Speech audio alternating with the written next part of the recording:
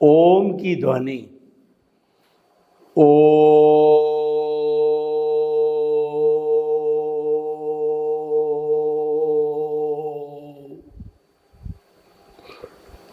ओ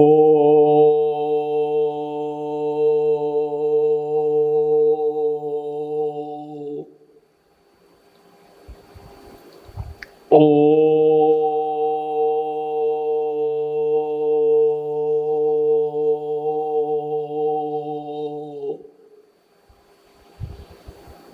आरंभ की ध्वनि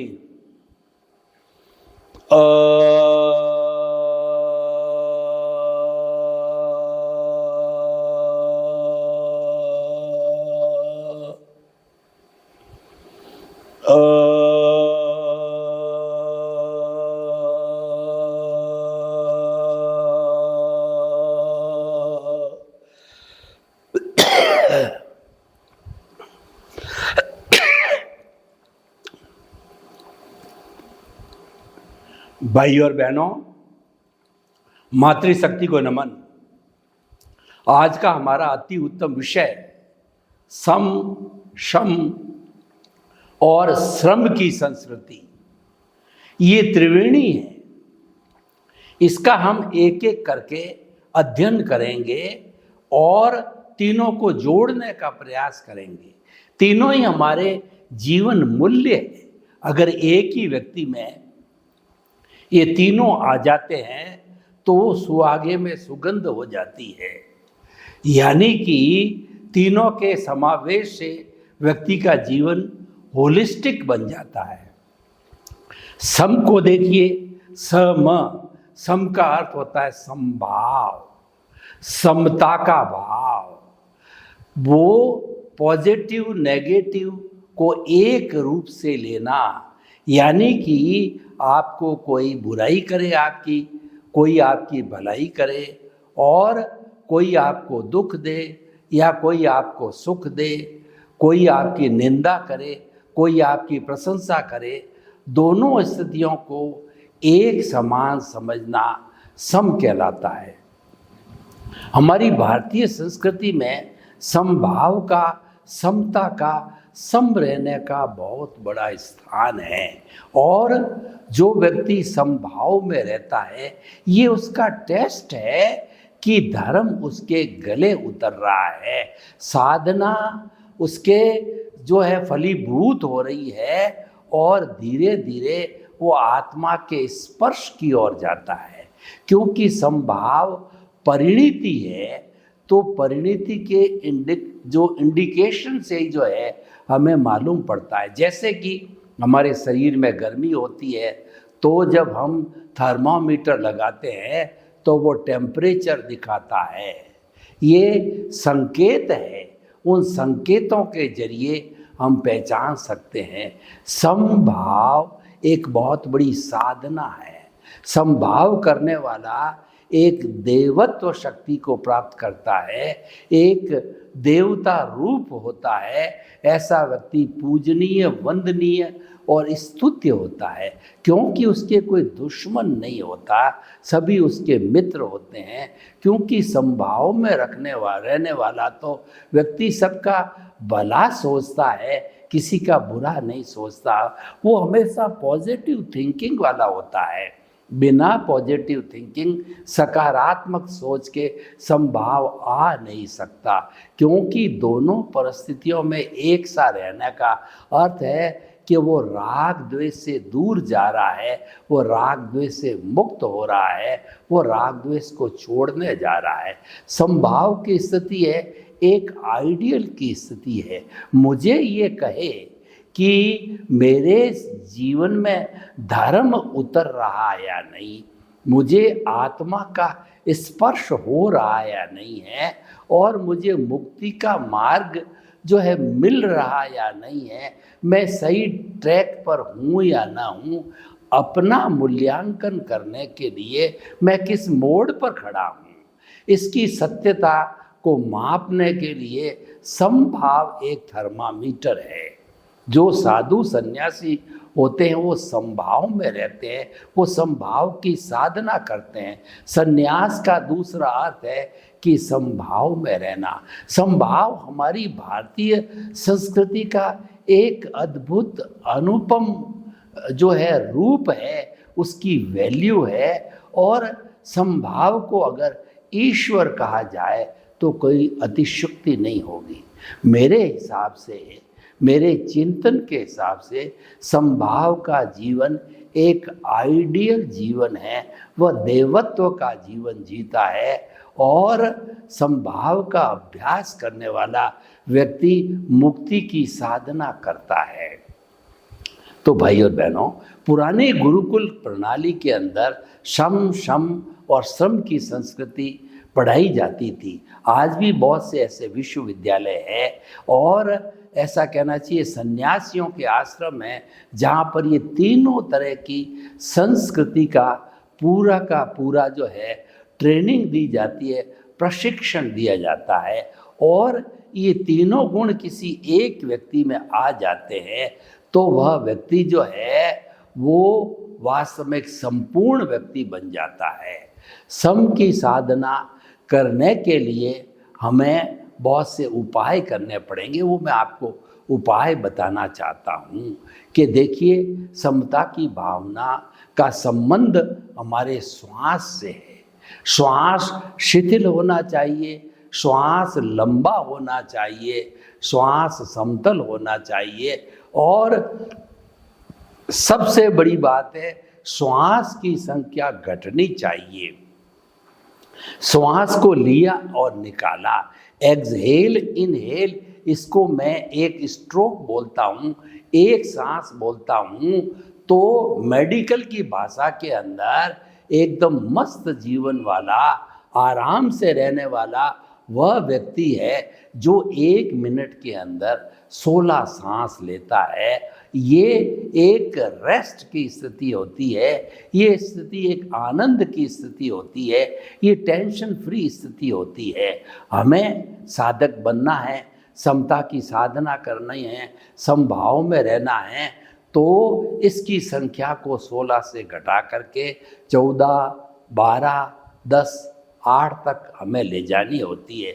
और मेडिकल साइंस ये कहती है, हमारे धार्मिक शास्त्र ये कहते हैं, और जो प्राणायाम का जो अध्यात्म पक्ष है वो ये कहता है कि जो व्यक्ति अपनी श्वास की संख्या प्रति मिनट 8-10 के करीब पहुंचा देता है तो निश्चित तौर पे डंके की चोट ये कहा जा सकता है वह व्यक्ति कभी क्रोध, अहंकार, माया, लोभ, नकारात्मक सोच में नहीं जाएगा, क्योंकि इसका सारा संबंध समभाव से है। वह समभाव की स्थिति में चला जाता है।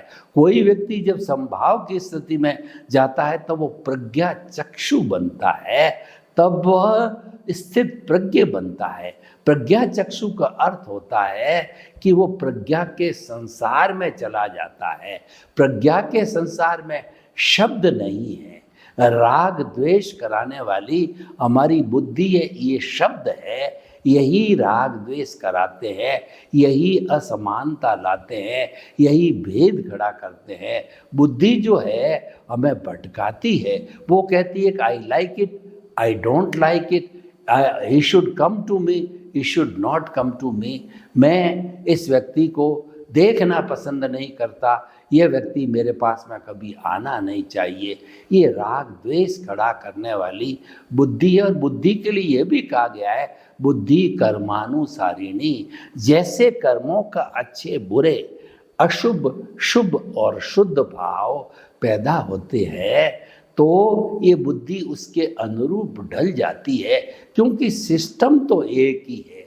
तीनों भाव की जो परिणति होती है वो एक ही सिस्टम में होती है। और वो ज्यों-ज्यों शुद्ध भाव आते हैं तो हमारा चिंतन जो है आत्मोन्मुखी हो जाता है। शुभ भाव आते हैं तब हम मन वचन काया की शुभ प्रवृत्ति करते हैं, बंध पूर्वक निर्जरा में चले जाते हैं। यानी कि हम जो है शुभ गति का बंध करते हैं, अशुभ गति टल जाती है। और अशुभ भाव आते हैं तो तो हम पाप का बंधन करते हैं, हमारी कॉजल बॉडी को बढ़ाते हैं और हमें भाव भवांतर में संसार में घूमने का उपक्रम बनाते हैं और हम जो है अशुभ गति में जाने का भी उपक्रम बनाते हैं। इसलिए भाई और बहनों, अगर हम शुद्ध भाव नहीं ला सकें तो कम से कम शुभ भाव के नीचे अशुभ भावों में कभी नहीं जाना चाहिए। शुभ में भाव में रहना वाला व्यक्ति समभाव को प्राप्त कर सकता है। तो ये सारा समभाव का विवेचन है और समभाव अपने आप में एक इतना बड़ा चैप्टर है कि मात्र उसका चिंतन किया जाए तो घंटों घंटों दिन दिन लग जाते हैं। अब हम जो दूसरा जो है त्रिवेणी संगम का दूसरा टॉपिक लेते हैं, वो शम, शंकर वाला शम, शमन करना, दबाना, उसको जो है वह दबा कर रखना। किसको दबावे? दबाने के लिए हमारे भीतर जो नकारात्मक भाव है, नकारात्मक भाव के जो मुख्य कहना चाहिए लीडर है, क्रोध, अहंकार, माया, लोभ, उसका शमन करो, उसको दबा के रखो, इसको उभरने मत दो, क्योंकि ये बड़े बड़े जहरीले नाग है। अगर ये उभर गए तो हमको तो पहले डसेंगे और साथ साथ में सामने वाले को भी डसेंगे। इन नागों का शमन करना चाहिए, इनको बाहर मत फटकने दो। इनका शमन हम कैसे करें? इनका शमन करने के लिए भगवान महावीर ने बताया कि क्रोध को जो है वो आप क्षमा भाव से जीतो।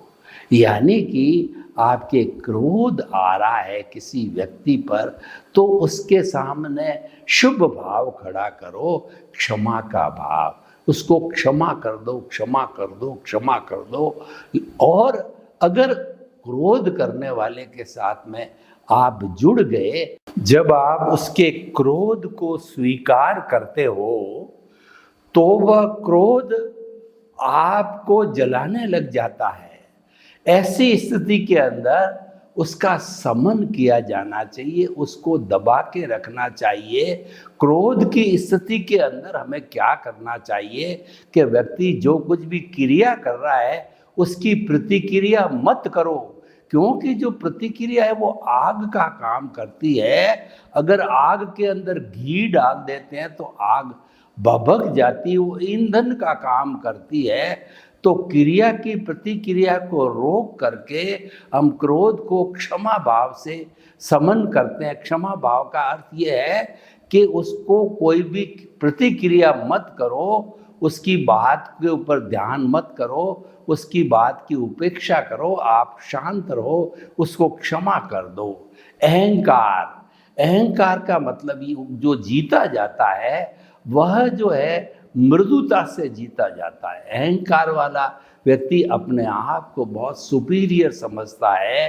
तो ऐसे व्यक्ति का जब अहंकार करने लगता है तो हमें मिठास से, मृदुता से जो है, नम्रता से, विनय से काम लेना चाहिए, क्योंकि विनय है समस्त गुणों की खान है और उसके विरुद्ध अहंकार सभी दोषों का राजा है। वो हमको जो है वो धराशायी करने वाला है, धरातल पर ले जाता है।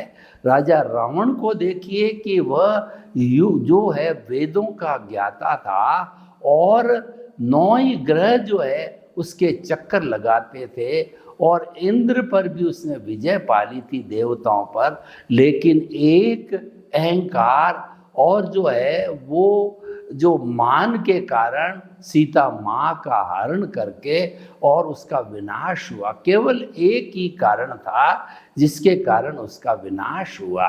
तो हमें अहंकार को जो है मृदुता से, नम्रता से, विनय से जीतना चाहिए। जब हम एक्शन का जो है रिएक्शन करते हैं तो वह संतुलित होना चाहिए। लॉ ऑफ द नेचर, कुदरत का कानून कहता है कि to the every action there is equal and opposite reaction. तो अगर किसी ने एक्शन हमारे साथ के अंदर अहंकार का किया है, तो वापस हम अहंकार का अगर मान लो रिप्लाई देंगे तो मल्टीप्लाई हो जाएगा। लेकिन उसके स्थान के ऊपर जो हमने विनय से, मृदुता से, नम्रता से उसका ही रिप्लाई दिया, तो उसका अहंकार नलीफाई हो जाएगा, वह जो है वो दब जाएगा, उसका उपशमन हो जाएगा, उसका शमन हो जाएगा। जो व्यक्ति जो है शम की संस्कृति को जानता है वो कभी उग्र नहीं होता और वह संतुलित जीवन जीता है, रिजल्टेंट की एप्लीकेशन करता रहता है, काउंटर बैलेंस करता रहता है। काउंटर बैलेंस करने से स्थिति यथावत हो जाती है, वो सस्टेनेबल हो जाता है। क्रोध, अहंकार, माया, कोई व्यक्ति माया करता है, छल कपट करता है, झूठा माप तोल करता है, जाली जो है कागज बनाता है और जो किसी व्यक्ति को ठगता है, ये सारी जो माया के जो है अलग अलग तरीके हैं। माया को हम सरलता से जीतना चाहिए, यानी कि दो के बीच के अंदर डिफरेंसेस पैदा करना, दो के बीच में मतभेद पैदा करना, एक दूसरे को भिड़ा देना, उसकी जगह सरलता का उपयोग करना चाहिए। इधर की बात उधर नहीं करें, उधर की बात इधर नहीं करें, और जो कुछ भी सच्चाई हो, अच्छा होने वाला हो, किसी के गुण की बात हो, वो करना चाहिए। हमें गुणग्राही होना चाहिए। किसी व्यक्ति के जो है कमी है, अवगुण है, उसको ग्रहण करने से हमारे को क्या फ़ायदा, क्योंकि हमारे भीतर तो असंख्य अवगुण जो है भरे पड़े हैं। उसकी सफाई करेंगे तो वो हमारे काम की चीज़ बनेगी। दूसरों के घर की सफाई करने से हमारा घर कैसे साफ रहेगा। कबीरदास जी ने बहुत सुंदर कहा कि बुरा जो देखन मैं चला, बुरा न मिलिया कोय, जो दिल खोजा आपना और मुझसे बुरा न कोय।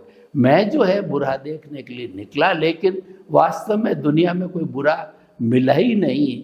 मैं स्वयं बुरा हूँ, मेरे भीतर बुराई भरी पड़ी है, मेरे भीतर अवगुण ही अवगुण है। अगर उन अवगुणों को देखता रहूं, समझता रहूं, निकालता रहूं, उसकी सफाई करती रहूं, उसको ड्रेन आउट करता रहूं, तो मेरे फायदा होगा। क्योंकि जब सारे अवगुण समाप्त हो जाएंगे, दार्शनिक भाषा में उसकी कॉजल बॉडी, उसका ज्ञान इरेज हो गया, समाप्त हो गया, तो आप केवल दर्शन, केवल ज्ञान को प्राप्त कर सकते हो। तो भाई और बहनों, हमें जो है वो माया को सरलता से जीतना चाहिए। और लोभ जो है एक अवश्य होता है, लोभी व्यक्ति होता है, उसके पहले ही असंख्य जो है वस्तुओं का भंडार उसके पास होता है, फिर भी हवस के वशीभूत होकर के, अपने आदत के वशीभूत होकर के वह और जो है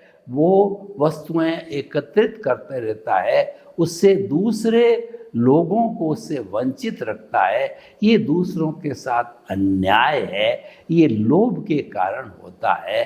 तो लोभ को हमें संतोष से जीतना चाहिए, यानी कहीं न कहीं हमें ब्रेक लगाना चाहिए। देखिए, नीड और ग्रीड दो सब्जेक्ट होते हैं। नीड तो हमारे जो है वो शास्त्रों में कहा गया है कि ये गृहस्थी जो है वो उसको नीड पूरी करनी चाहिए। अगर अपने परिवार की वो नीड पूरी नहीं करता है तो वो कायर है, क्योंकि परिवार को जन्म उसने दिया तो उसकी ड्यूटी बनती है उसका भरण पोषण करने का। रोटी, कपड़ा, मकान, शिक्षा, चिकित्सा, जो हमारी मूलभूत आवश्यकता है, उन आवश्यकताओं की पूर्ति करने की जिम्मेवारी होती है। तो नीड तो पूरी करना जायज़ है और गृहस्थी को ये अलाउड है, लेकिन नीड पूरी होने के बाद में हवस स्वरूप कहिए, आदत स्वरूप कहिए, वह व्यक्ति जो है वस्तुओं का संग्रह करता जाता है। ये ग्रीड है। ग्रीड की कोई लिमिट नहीं होती है, नीड की तो लिमिट होती है कि हमारी सारी रिक्वायरमेंट्स फुलफिल हो जाना। ग्रीड की तो कोई उसका जो है रिक्वायरमेंट फुल होने का प्रश्न ही नहीं है, वो तो हमारी एक भावना है जो भावना के कारण व्यक्ति करता रहता है। तो इसीलिए हमेशा है, जो आप लोभ को संतोष से जीतो। कहा भी गया है कि गोधन गज धन बाजी धन और रतन धन खान, जब आवे संतोष धन सब धन धूरी समान। यानी दुनिया में कई तरह के गोधन गजधन हीरे पन्ने माणक मोती बहुत है, लेकिन इसकी कोई लिमिट नहीं है कि कहाँ तक संग्रह किया जाए। जब हमारे को संतोष आ जाता है, हमारी रिक्वायरमेंट्स पूरी होने के बाद में हम बस कर लेते हैं, संतोष कर लेते हैं, तो इस संतोष के आने के बाद के अंदर लोभ के ऊपर ब्रेक लग जाता है। वो इसीलिए कहा गया है कि कंटेंटमेंट इज हैप्पीनेस, संतोषम परम सुखम। इस दुनिया में सुखी वही है जो संतोष करता है। और ऐसे व्यक्ति के लिए कहा गया है कि चाह गई चिंता मिटी और मनुआ बेपरवाह, जिनको कुछ न चाहिए सो ही शहंशाह। संतोषी जीव होते हैं वो शहंशाह होते हैं। अब तीसरा जो हमारा गुण है, जो सांस्कृतिक गुण है, वो है श्रम। देखिए, हर व्यक्ति को जिसने जीवन पाया है उसको श्रम करते रहना चाहिए। बिना श्रम के जो है पकी हुई रोटी खाना जो है एक अपराध है।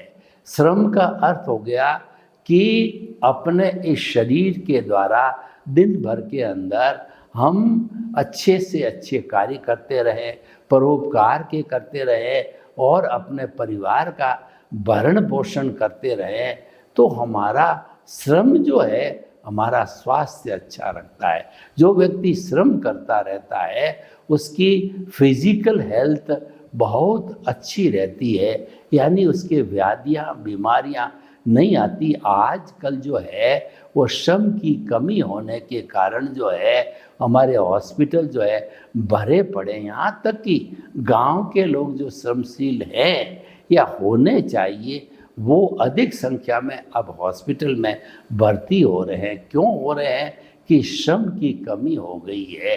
तो श्रम की संस्कृति बहुत सुंदर संस्कृति है, और जो व्यक्ति श्रम करता है उसके पसीना आता है, और पसीने आने के कारण हमारे भीतर जो विजातीय पदार्थ है वो शरीर से बाहर निकल जाते हैं। अशुद्धियाँ पसीने के रूप में शरीर से बाहर आ जाती है। हम परिश्रम करते हैं तो मल मूत्र पसीना कफ, ये जितने भी जो है विसर्जन के साधन हैं उनसे हमारी शरीर की अशुद्धियाँ बाहर आती है और शरीर कंचन के जैसा हो जाता है। तो हमें श्रम की नीति को अपनाना चाहिए, और श्रम करने वाला व्यक्ति जो है वो बचत भी कर लेता है।